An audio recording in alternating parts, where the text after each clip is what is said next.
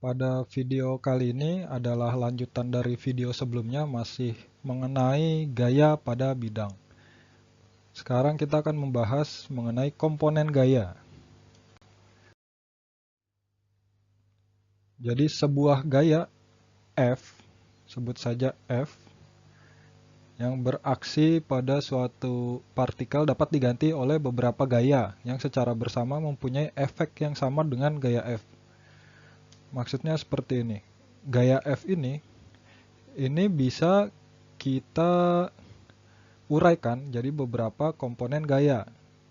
Misalkan menjadi gaya Fx atau gaya yang sejajar dengan sumbu X dan menjadi gaya Fy, gaya yang sejajar sumbu Y.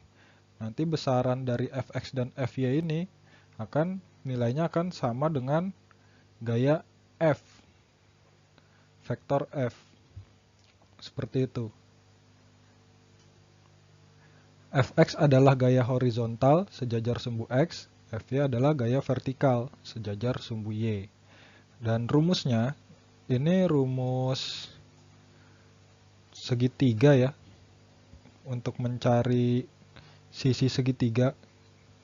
Jadi sisi miring segitiga, rumus Pitagorasnya adalah F sama dengan akar dari Fx kuadrat ditambah Fy kuadrat. Nah, fungsinya apa kita mempelajari ini? Agar kita semakin banyak opsi dalam menyelesaikan suatu persoalan yang terkait dengan kondisi real gitu. Nah, selanjutnya karena kita ini menggunakan pendekatan dengan segitiga, jadi ada juga rumus-rumus lain yang dapat digunakan. Nah, theta ini adalah sudut kemiringan gaya atau vektor dari F. Lalu untuk mencari Fx, apabila θ-nya diketahui atau derajatnya diketahui, ini menggunakan pendekatan trigonometri, sudut-sudut trigonometri. Jadi Fx adalah F cos θ. Untuk mencari Fx, apabila vektornya diketahui, vektor utamanya diketahui dan derajatnya diketahui, maka rumusnya F dikali cos θ. Mengapa demikian? Karena kalau kita ingat kembali, cos θ ini rumusnya adalah cos sami, samping dibagi miring. Nah, kalau sampingnya tidak diketahui, tetapi miringnya diketahui dan derajatnya diketahui, maka rumusnya F samping gitu ya, sama dengan F cos θ. Atau kalau masih bingung ya silahkan diulas kembali dipelajari kembali rumus trigonometrinya. Begitu juga dengan Fy. Fy di sini atau sama dengan di garis ini ya. Fy adalah vektor dikali sin θ. Kenapa sin θ? Karena kan ini sudut di depannya. Rumus sin θ adalah sin sama dengan garis depan dibagi garis miring. Kalau di trigonometri zaman sekolah kita diingat seperti itu, si demi. Nah, karena garis depannya tidak diketahui atau F-nya tidak diketahui, maka rumusnya tinggal dibalik. F-nya sama dengan F sin θ. Nah, sin θ ini kan kalau kita sudah tahu derajatnya ya kita tinggal masukkan dengan menggunakan kalkulator. Seperti ini. Ini adalah rumus yang dasarnya ya. Sin θ adalah Fy bagi F. Cos θ adalah Fx bagi F. Kemudian tangen θ adalah Fy per Fx. Kalau tangan itu kan depan dibagi samping. Jadi Fy dibagi Fx. Nah, mana yang akan kita gunakan tergantung dari nilai-nilai mana yang muncul dan tidak munculnya. Begitu. Ini adalah contoh soalnya. 200 pound gaya beraksi pada sebuah pipa. Seperti gambar ini ya. Dengan kemudian coba diuraikan dalam komponen X dan Y-nya. Nah, ini kan awalnya sudah diketahui gayanya 200 pound. Ya, ini tidak usah kita rubah ke dalam Newton ya. Kalau sudah seperti ini ya dilanjutkan aja. Dengan sudutnya 40 derajat. Ini sudutnya 40 derajat. Nah, kemudian kita pindahkan salah satu gaya komponennya. Jadi komponen FV-nya aja pindahin ke ujung komponen X. Jadi bentuknya segitiga seperti ini. Dari sini kita bisa mulai mengerjakannya.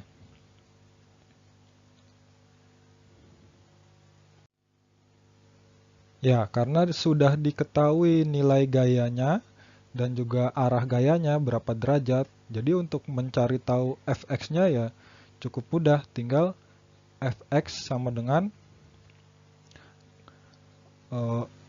F-nya sendiri dikali cos tetanya 40 derajat. Jadi 200 pound dikali cos 40. Nanti hasilnya adalah 153 pound. Begitu juga dengan FY-nya 200 pound dikali sin 40. Hasilnya 129 pound.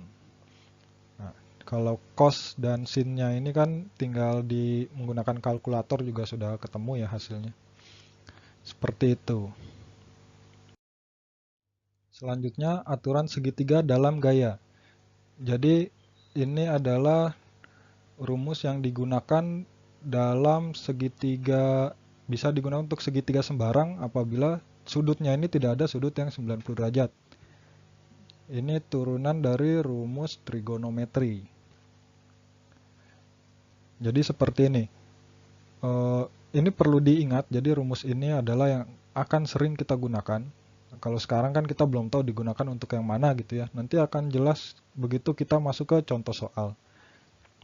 Yang pertama rumus sinus. Jadi A, sisi A dibagi sin A atau sudut di depannya akan sama dengan B per sin B. Sama dengan sisi C dibagi sin C. Itu untuk hukum sinusnya.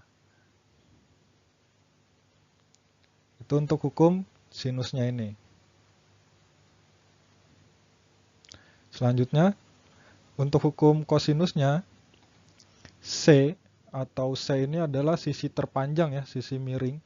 Sama dengan A kuadrat ditambah B kuadrat dikurang 2AB kosinus C. Kosinus sudut C. Ini digunakan saat seperti apa? Kita akan masuk ke contoh soalnya. Nah, ini contoh soalnya.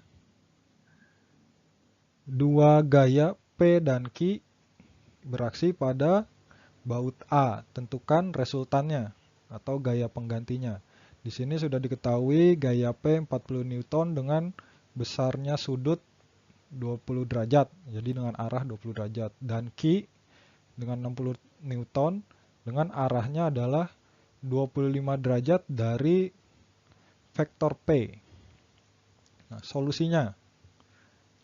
Yang pertama dengan cara menggambar. Jadi seperti yang saya jelaskan sebelumnya, kalau kita bisa menggambar dengan presisi menggunakan penggaris dan jangka, ya tinggal kita gambar garis bantu atau pindahkan salah satu vektornya.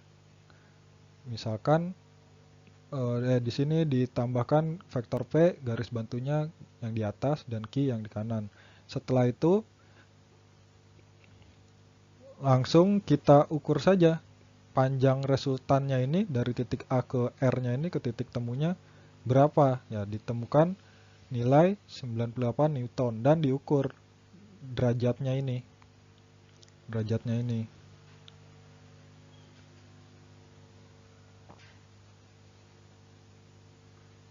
Nah, derajat yang ini ya.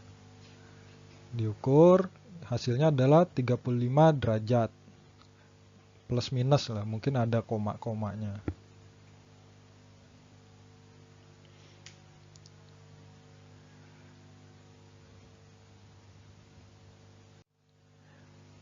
Untuk yang langsung ke metode segitiga juga sama, hanya dipindahkan saja vektor Q-nya ke ujung vektor P. Jadi hasilnya seperti ini. Kemudian pakai solusi trigonometri, rumus trigonometri. Jadi seperti penjelasan ini ya, coba kita uraikan saja. Yang pertama adalah pindahkan salah satu vektornya. Jadi Q-nya dipindahkan ke sini, ke ujung vektor P. Nah, dari sini kita cari tahu dulu sudut dari B ini. Caranya bagaimana? Kan kita sudah ketahui nilai dari vektor P ke Q 25 ya. Atau kalau kita pindah ke sini. Jadi kan ini garisnya. Sudut ini 25. Dan perlu kita ketahui kalau garis lurus dipotong oleh sebuah garis, total sudutnya adalah 180 derajat. Jadi kalau di sini 25, sudut B-nya ini adalah 185 dikurang 25.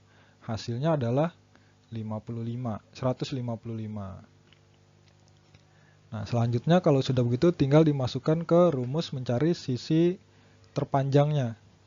Jadi di sini R kuadrat sama dengan sisi P atau vektor P kuadrat ditambah vektor Q kuadrat dikurang 2PQ cos sudut B. Kemudian kita tinggal masuk ke perhitungan ininya saja. Didapatkan nilai 97,73 Newton. Kalau kita lihat ini hasilnya lebih detail daripada menggunakan grafis ya. Hanya perbedaan kurang dari 1 Newton. Nah, selanjutnya kan kita perlu tahu besar sudutnya. Besar sudut dari si R ini. Arah dari si R ini secara total. Caranya adalah karena di sini kita sudah mengetahui sudut B-nya. Coba saya hapus dulu garis coretan-coretannya.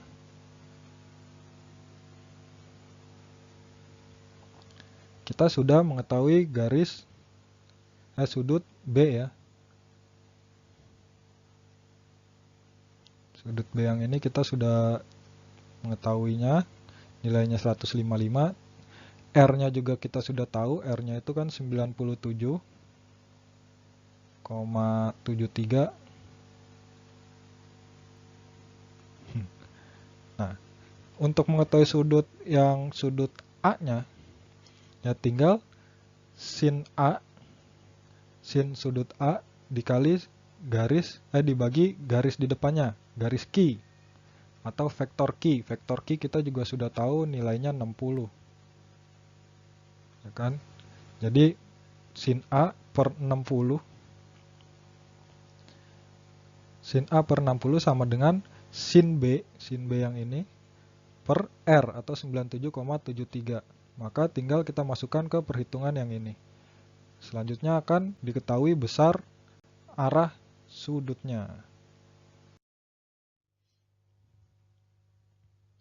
Ini lanjutannya ya, lanjutan perhitungannya.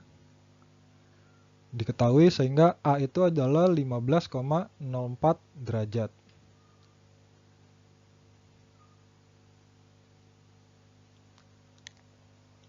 A itu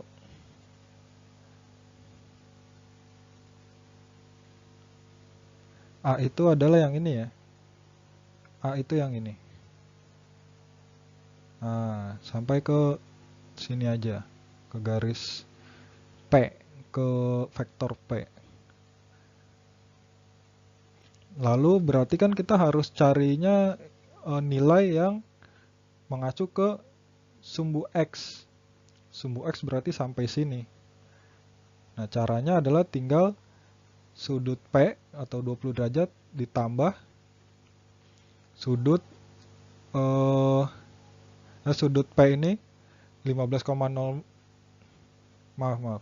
Sudut A 15,04 derajat ditambah dengan sudut si vektor P. Vektor P kan tadi 20 derajat ya. Berarti 20 tambah 15,04. Hasilnya adalah 35,04. Ini kurang lebih, ini hasilnya sama dengan kita menggunakan grafis, tetapi lebih detail. Seperti itu. Jadi hasilnya adalah resultannya 97,7 Newton dengan arah 35 derajat dari sumbu X. Demikian penjelasannya. Selanjutnya untuk dengan alternatif lain, perhitungannya bisa menggunakan solusi trigonometri yang berikutnya. Yaitu kita menggambar dengan membuat segitiga baru. Kalau ini kan segitiga ABC. Yang ini kan awalnya ABC. Kita buat segitiga ACD. Nanti D-nya di sini. Seperti ini. Kita buat, asumsikan menjadi segitiga ACD. Nah, dari sini kita cari tahu dulu panjangnya si C dengan D, nilai si C dengan D. CD ini bisa diketahui dengan rumus sin 25 derajat dikali vektor Q. 25 derajat ini kan sebelumnya sudah diketahui ya, arah dari vektor Q.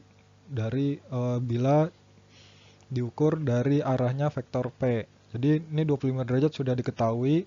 Vektor Q-nya sendiri nilainya sudah diketahui 60 Newton. Jadi kalau untuk mencari CD rumusnya adalah 60 Newton kali sin 25 derajat. Hasilnya 25,36 Newton. Ini sudah diketahui. Kita cari kemudian sisi yang sampingnya atau sisi yang panjangnya ini. Dari A sampai D. Oh maaf, kita carinya adalah dari B sampai D. B sampai D dulu. Jadi itu juga pakai rumus kosinus 25 derajatnya. Jadi dapatnya nilai 54,38. Selanjutnya, begitu nilai ini dan ini sudah diketahui, kan kita bisa mengetahui juga nilai A sampai D-nya ya. Dengan dijumlahkan nilai si vektor P 40 ditambah dengan nilai BD 54,38. Dihasilkan 94,38. Nah, dari segitiga yang ini, segitiga ACD,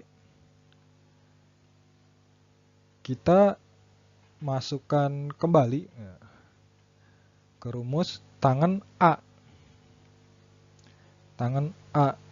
Untuk mencari apa? Untuk mencari sudut yang ini.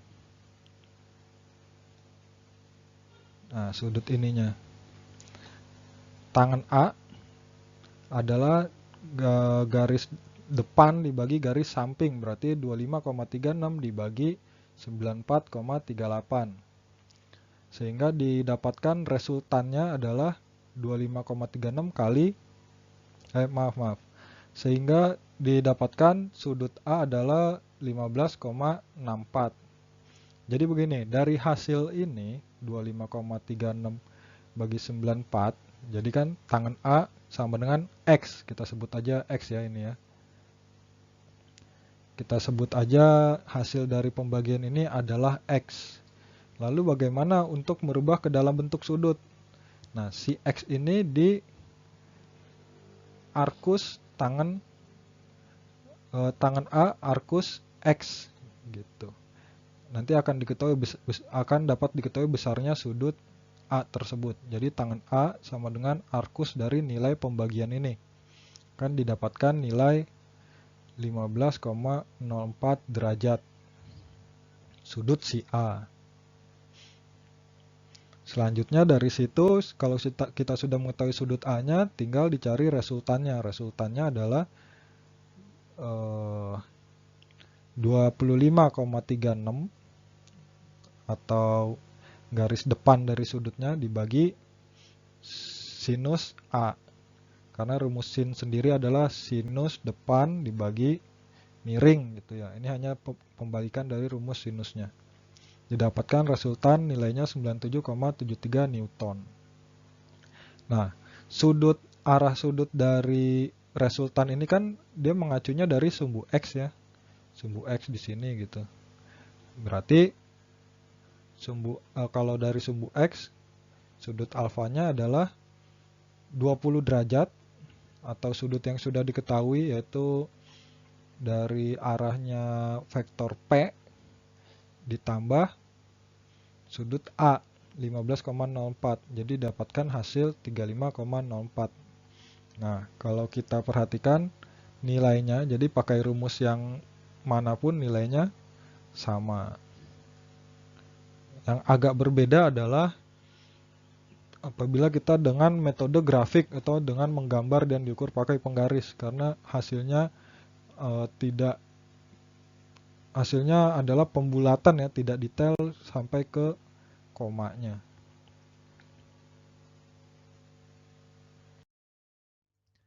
Contoh kedua, ini contoh pengaplikasian ya. Misalkan sebuah pengait, baut kait gitu, diberikan dua buah gaya 100 Newton dengan arah 15 derajat dari sumbu X berlawanan jarum jam, dan 150 Newton dengan arah 10 derajat dari sumbu Y searah jarum jam. Nah, untuk mempermudahnya ini kita konversi dulu dalam bentuk grafis. Kita di sini pakai metode jajaran genjang. Metode jajaran genjang.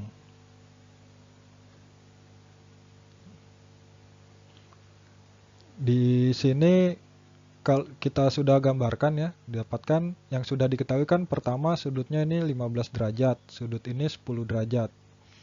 Nah, dari sini kita cari tahu sudut ini. Kenapa bisa dapat 65 derajat sudut ini? Ya, mudah. Jadi seperti kita ketahui siku ini kan sudutnya besarnya 90 derajat ya. Berarti kalau kita mau cari tahu sudut dalamnya yang sini tinggal 90 derajat dikurang 15 derajat dikurang lagi 10 derajat, hasilnya 65 derajat. Jadi sudah diketahui nilai ini adalah 65 derajat. Dan kalau suatu bidang tertutup, total sudutnya adalah 360 derajat ya. Nah, untuk suatu persegi atau jajaran genjang, sudut-sudut yang berhadapannya kan memiliki nilai yang sama. Jadi kalau di sini 65 derajat, di sini pasti 65 derajat. Sedangkan untuk bidang tertutup, total sudutnya adalah 360 derajat, begitu ya. Dari situ kita bisa mengetahui besar sudut sisi yang lainnya, sudut ini dan sudut ini. Caranya adalah 360 derajat dikurang 2 kali 65 derajat. Jadi 360 dikurang 130 derajat. Hasilnya 360 dikurang 130 hasilnya 230. Nah, 230 ini itu kan untuk dua sudut ini, berarti tinggal dibagi 2. 230 bagi 2, hasilnya 115 derajat untuk sudut yang ini dan sudut yang ini. Begitu. Kalau sudutnya sudah diketahui, jadi kan nilai-nilainya kita persimpel lagi ya gambarnya. Yang diketahuinya jadi sini 115 derajat. Nah, sedangkan nilai si ini kita belum tahu nih, kita belum mencari tahu lagi.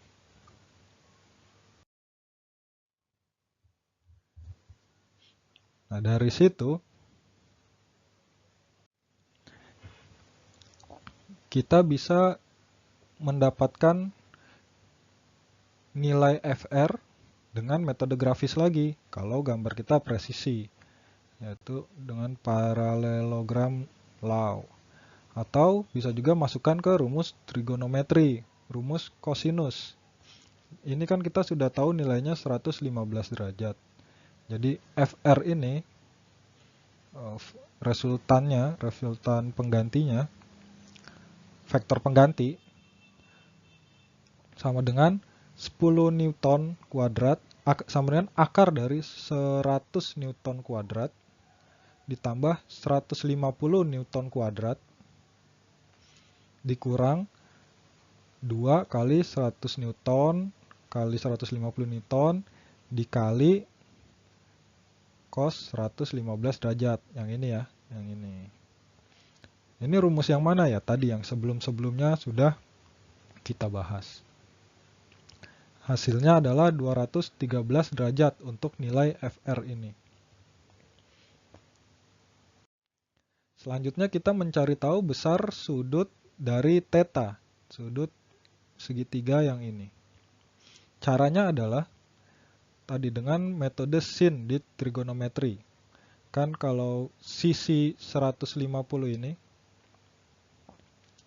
sisi 150 yang ini ya. Jadi 150 Newton dibagi sin theta ini sama dengan 212 Newton dibagi sin 115. Ini adalah rumus yang tadi di depan sudah kita bahas. Dari situ bisa diketahui sin theta adalah hasilnya 0,9063.